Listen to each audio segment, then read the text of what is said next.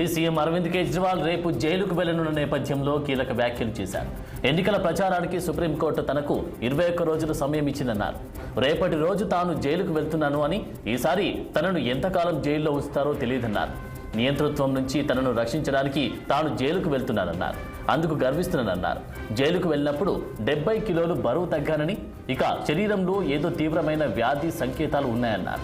ఈసారి వారు తనను ఎక్కువగా హింసించవచ్చు, కానీ తాను తలవంచనన్నారు. తన తల్లిదండ్రులు చాలా పెద్దవారని, జైల్లో ఉన్న ఆమె గురించి తాను చాలా ఆందోళన చెందుతున్నాను అని తెలిపారు. ఇక తన తల్లిదండ్రులను జాగ్రత్తగా చూసుకోండి, వారి కోసం ప్రార్థించండి అని కోరారు.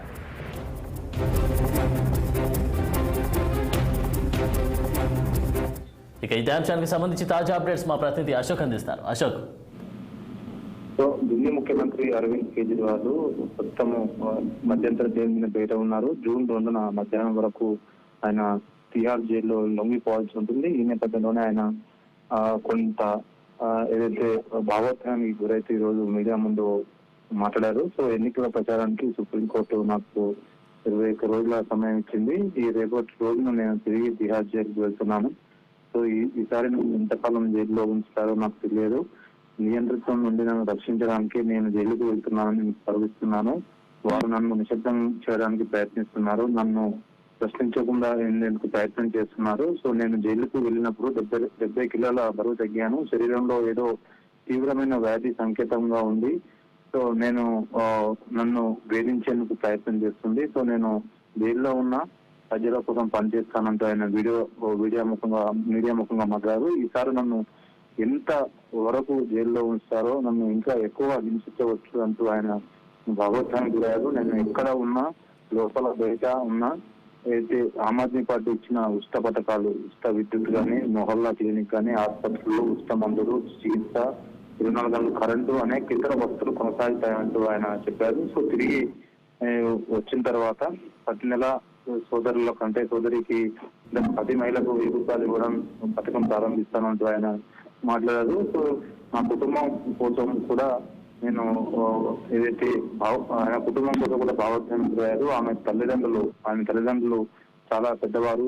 మా అమ్మకు చాలా అనారోగ్యంగా ఉంది. జైల్లో ఉన్న ఆమె గురించి ఆలోచిస్తున్నాను అంటూ ఆయన ఆందోళన వ్యక్తం చేశారు. సో నా తర్వాత నా తల్లిదండ్రులు జాగ్రత్తగా చూసుకోండి అంటూ వారి కోసం ప్రార్థించండి అంటూ ఆయన మీడియా ముఖంగా వీడియోలో భావోద్వేగానికి గురయ్యారు. సో ఎల్లుండి ఆయన మధ్యాహ్నం 2 గంటల తర్వాత తిహార్ జైల్లో లొంగిపోవాల్సిన పరిస్థితి ఉంది. ఇప్పటికే ఆయన సుప్రీంకోర్టు అప్రోచ్ అయ్యారు. సుప్రీంకోర్టులో బెయిల్ రిజెక్ట్, మధ్యంతర బెయిల్ పొడిగింపు, వారం రోజుల పొడిగింపును రిజెక్ట్ చేసింది. ట్రయల్ కోర్టులో ప్రస్తుతం కొనసాగుతుంది. రేపు 1 గంటకు, మరి మధ్యాహ్నం 2 గంటలకు ట్రయల్ కోర్టు ఆయన మధ్యంతర బెయిల్ పొడిగింపుపై రేపు తీర్పు ఇవ్వబోతుంది. సో ఓవరాల్ గా అయితే ఎల్లుండి మధ్యాహ్నం వరకు ఆయన లొంగిపోవాల్సి ఉంటుంది.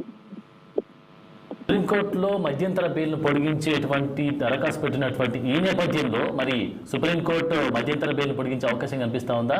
కోర్టు తీర్పు ఎలా ఉండబోతుందంటారు? సుప్రీంకోర్టులో మధ్యంతర బెయిల్ ఉంటే మరో వారం రోజుల పాటు పొడిగించాలంటూ పిటిషన్ దాఖలు చేస్తే దాన్ని కోర్టు తిరస్కరించింది.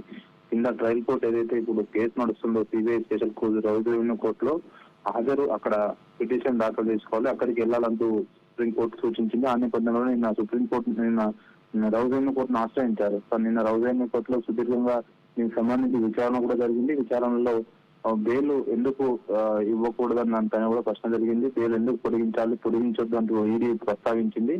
సో ప్రస్తుతం ఈడీ 2 రోజుల సమయం కోరింది. అయితే దానికి కేజ్రీవాల్ న్యాయవాది అడిగిన ప్రశ్నలకు దానికి సమాధానం కోసము 2 రోజుల సమయం కావాలంటే ఈడీ అడిగింది. అందులో భాగంగానే ఎల్లుండి రేపు మధ్యాహ్నం దానికి సంబంధించి విచారణ జరిగే అవకాశం ఉంది. విచారణ తర్వాత బెయిల్ పొడిగిస్తారా లేదా మాత్రం మనకు ఒక స్పష్టత వచ్చే అవకాశం ఉంది. Okay, thank you.